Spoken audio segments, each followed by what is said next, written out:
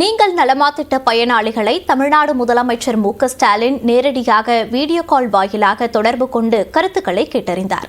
அரசின் பல்வேறு திட்டங்களின் கீழ் பயன்பெற்ற பயனாளிகளை சென்னை தலைமைச் செயலகத்திலிருந்து தொடர்பு கொண்ட தமிழ்நாடு முதலமைச்சர் மு.க. ஸ்டாலின் அரசின் நலத்திட்டங்கள் குறித்த கருத்துக்களை கேட்டறிந்தார். குறிப்பாக முதலமைச்சரின் முகவரித்துறையின் நீங்கள் நலமா என்ற திட்டத்தில் பயனாளிகளை நேரடியாக வீடியோ கால் வாயிலாக தொடர்பு கொண்டு அவர்களின் கருத்துக்கள் மற்றும் அரசு நலத்திட்டங்கள் குறித்த பின்னூட்டங்களை கேட்டறிந்தார். இந்த நிகழ்ச்சியின் போது முதலமைச்சரின் கூடுதல் தலைமைச் செயலாளர் நா. முருகானந்தம், முதலமைச்சரின் முகவரித்துறை சிறப்பு அலுவலர் தா. மோகன் ஆகியோர் உடனிருந்தனர். சொல்லுங்க சார். நான் முதலமைச்சர் பேசுறேன், மு.க. ஸ்டாலின். சொல்லுங்க சார். வணக்கம். இந்த மாதாந்திர பராமரிப்பு உதவித்தொகைலாம் வாங்குறீங்களாமா?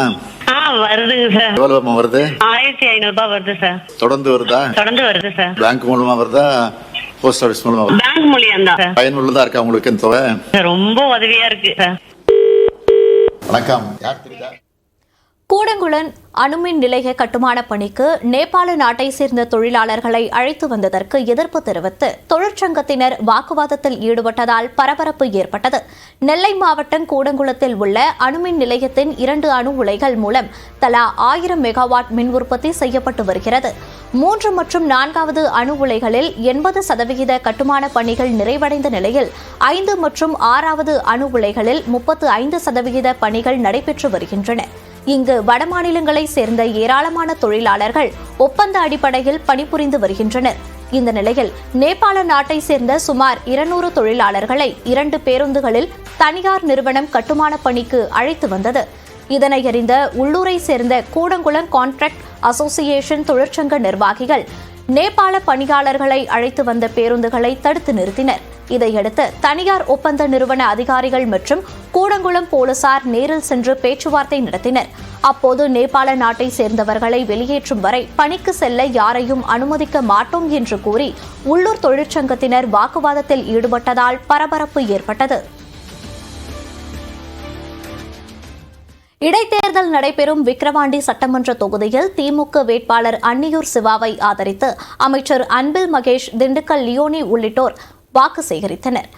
விக்கிரவாண்டி சட்டமன்ற தொகுதியில் வரும் 10ஆம் தேதி இடைத்தேர்தல் நடைபெற உள்ள நிலையில் திமுக, பாமக, நாம் தமிழர் கட்சி இடையே மும்முனை போட்டி நிலவுகிறது. திமுக வேட்பாளர் அன்னியூர் சிவாவை ஆதரித்து அமைச்சர் அன்பில் மகேஷ், திண்டுக்கல் லியோனி உள்ளிட்டோர் வாக்கு சேகரித்தனர். அவர்களுக்கு வழிநெடுகிலும் உற்சாக வரவேற்பு அளிக்கப்பட்டது.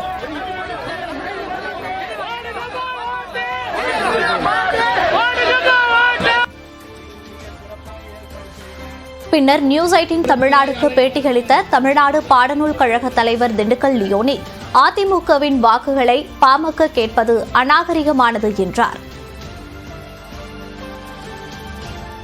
ஒரு புறக்கணிச்ச ஒரு கட்சியினுடைய ஓட்டை எங்களுக்கு போடுங்கன்னு கேட்கறது மாதிரி ஒரு அரசியல் அநாகரிகம் வேற எதுவும் இல்லை. அதனால அவங்களுடைய பலத்தில் அவங்க நின்று ஜெயிக்கணுமே ஒழிய ஒரு புறக்கணித்த கட்சியினுடைய ஓட்டை கேட்பது என்பது அது அரசியலுக்கு சரியான விஷயமாக இருக்காது.